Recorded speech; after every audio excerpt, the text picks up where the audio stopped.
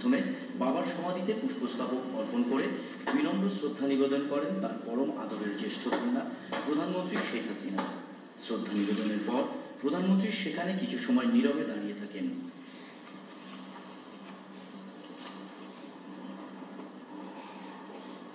তিন বাহিনীর একটি সুসজ্জিত চৌকস দল এ সময় অনার গার্ড প্রদান করে। বিউ দলে বেঁচে ওঠে করুণ সুর।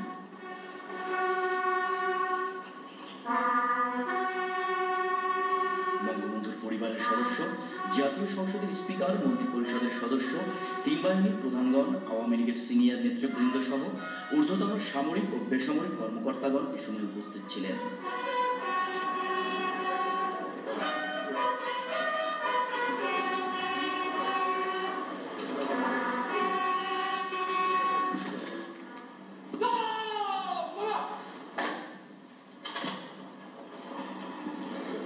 মাজার প্রাঙ্গণে জাতির পিতা বঙ্গবন্ধু শেখ মুজিবুর রহমান সহ 15ই আগস্টের শহীদদের আত্মার মাগফিরাত ও শান্তি কামনা করে ফাতিহা পাঠ ও মুনাজাত করা হয়।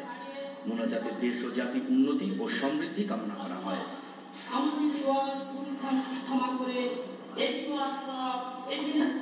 শ্রেষ্ঠতম স্থানে অধিষ্ঠিত করুন সাল্লাল্লাহু আলাইহি ওয়াসাল্লাম। আমিন।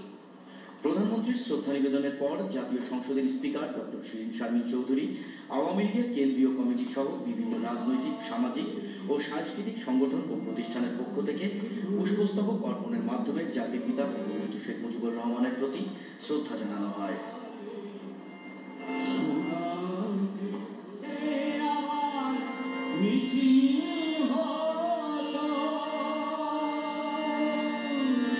পরে বঙ্গবন্ধুর জ্যেষ্ঠ কন্যা আওয়ামী লীগ সভাপতি শেখ হাসিনা তার বাবার মাজারে কোরআন শরীফ ও ফাতিহা পাঠ করেন।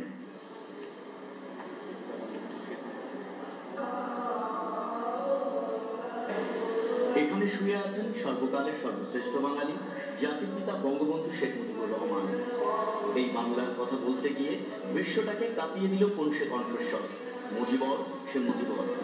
খুনিদের উদ্দেশ্য ছিল স্বাধীনতার স্থপতির কণ্ঠস্বর রোধ করে তাকে পৃথিবী থেকে সরিয়ে দিয়ে বাঙালি জাতিকে নেতৃত্বহীন করে চিরতরে পাকিস্তানি চিন্তা চেতনার অনুগত করে রাখা। কিন্তু খুনিদের সেই আশা পূরণ হয়নি। বঙ্গবন্ধুর জ্যেষ্ঠ কন্যা প্রধানমন্ত্রী শেখ হাসিনা বাংলাদেশের হাল ধরেছেন শক্ত করে। তিনিই পারবেন বঙ্গবন্ধুর আজীবন লালিত স্বপ্ন সোনার বাংলা গড়তে এবং বাংলাদেশকে বিশ্ব মর্যাদার আসনে প্রতিষ্ঠিত করতে। জাতির পিতা বঙ্গবন্ধু শেখ মুজিবুর রহমানের শাহাদাত বার্ষিকী উপলক্ষে তার মাজার প্রাঙ্গণে মিলাদ মাহফিলের আয়োজন করা হয়। এ সময় বঙ্গবন্ধু ও তার পরিবারের শহীদ সদস্যদের আত্মার মাগফিরাত, দেশ ও জাতির উন্নতি ও সমৃদ্ধি কামনা করে মোনাজাত করা হয়।